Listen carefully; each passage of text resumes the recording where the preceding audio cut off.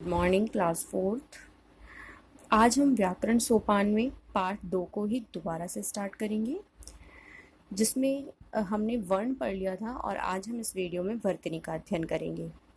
तो वर्तनी समझने से पहले मैं आपको एक बार कल वर्ण जो हमने पढ़ा है उसके बता दूं। उसके बारे में आपको बताना चाहूँगी। वर्ण दो प्रकार के मैंने आपको बताए थे, स्वर एवं व्यंजन। वर्णों को दो भागों में बांटा गया है, स्वर और व्यंजन में। इसी तरह एक अन्य होता है संयुक्त व्यंजन। तो चलिए पहले हम समझते हैं संयुक्त व्यंजन क्या होता है। संयुक्त का अर्थ है जुड़ा हुआ। संयुक्त का अर्थ है जुड़ा हुआ। जब दो व्यंजन एक दूसरे से जुड़ते हैं तो ही उन्हें संयुक्त व्यंजन कहते हैं। संयुक्त व्यंजन वर्णों में दोनों व्यंजन जोड़कर बोले और लिखे जाते हैं। अब आप सोच रहे होंगे ये दो व्यंजन इसमें कैसे जुड़ जाते हैं, तो चलिए हम उसको भी समझ लेते हैं।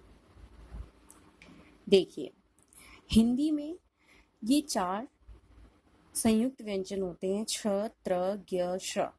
4 ही संयुक्त व्यंजन होते हैं हिंदी में। अब ये कैसे वर्णों से मिलकर बने हैं? ये 2 अलग अलग प्रकार के वर्णों से मिलकर बने होते हैं। देखिए, श से क्षत्रिय कैसे बना होता है? क आधा, हलंत लगा है, इसका मतलब आधा। जिसमें उसमें हलंत लगा है मतलब वो अक्षर आधा जुड़ता है इसमें। क आधा प्लस श से षटकोण हलंत प्लस अ। श से षटकोण के साथ आधा जुड़ रहा है और इसके साथ अ जुड़ जाता है तो ये पूरा श बन जाता है। तो क, श और अ मिलके बनते हैं छ से क्षत्रिय। ज्ञ से ज्ञानी, ज, इ और अ मिलके बनते हैं ज्ञ से ज्ञानी। त्र, त, र और अ मिलके बनते हैं त्र से त्रिशूल। श, र और अ मिलके बनते हैं श्र से श्रमिक। चलिए, अभी हमने संयुक्त व्यंजन भी जान लिया है। अब हम शुरू करते हैं वर्तनी। वर्तनी क्या होता है? शब्दों को लिखने की विधि वर्तनी कहलाती है। शब्दों को लिखने की विधि मतलब किस तरीके से शब्दों को लिखा जाता है, किस प्रकार से शब्दों को लिखा जा रहा है, उसी को ही वर्तनी कहते हैं। क्योंकि हिंदी में हम जैसा बोलते हैं वैसा ही लिखते भी हैं। अगर आप गलत बोलेंगे तो आप गलत लिखेंगे, अगर आप सही उच्चारण करेंगे, सही बोलेंगे तो उसे सही लिखेंगे। इसलिए आवश्यक है, अतः शुद्ध लिखने के लिए शुद्ध उच्चारण आवश्यक है। उच्चारण का अर्थ है बोलना। अगर आप चाहते हैं हिंदी को आप अच्छे से लिखना सीखें, बिना त्रुटियों के लिखना सीखें, तो इसके लिए सबसे आप पहले आवश्यक है कि आप उसको हिंदी को जो भी शब्द आप उच्चारण कर रहे हैं उसको अच्छे से उच्चारण करें, उसमें ही त्रुटि ना हो। यदि उच्चारण करते वक्त ही उसमें त्रुटियां होंगी तो वो लिखते वक्त त्रुटियां अवश्य ही आएंगी।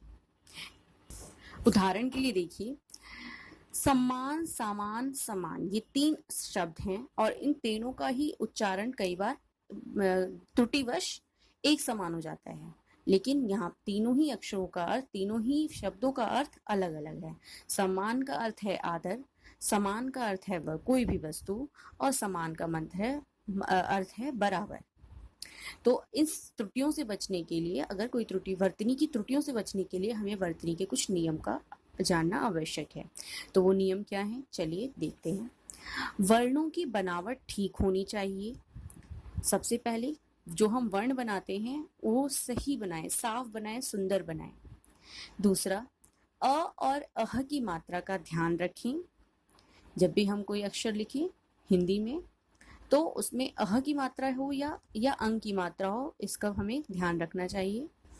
अरबी, उर्दू तथा अंग्रेजी के शब्दों में ज और फ के साथ नुक्ता अवश्य लगाना चाहिए। नुक्ता ये बिंदी, जैसे कि अंग्रेजी में लगी हुई है ये बिंदी, इसी प्रकार अगर हम उर्दू का, अरबी का या अंग्रेजी के शब्दों का प्रयोग करते हैं तो हमेशा ज और फ के साथ नुक्ता लगाना चाहिए।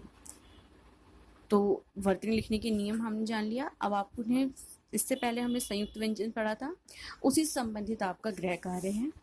संयुक्त व्यंजन वाले आपको 2-2 शब्द लिखने हैं। संयुक्त व्यंजन वाले 2-2 शब्द बताने हैं जो श्र से, छ से, त्र से और ज्ञ से शुरू होते हैं। आज की वीडियो के लिए इतना ही। धन्यवाद।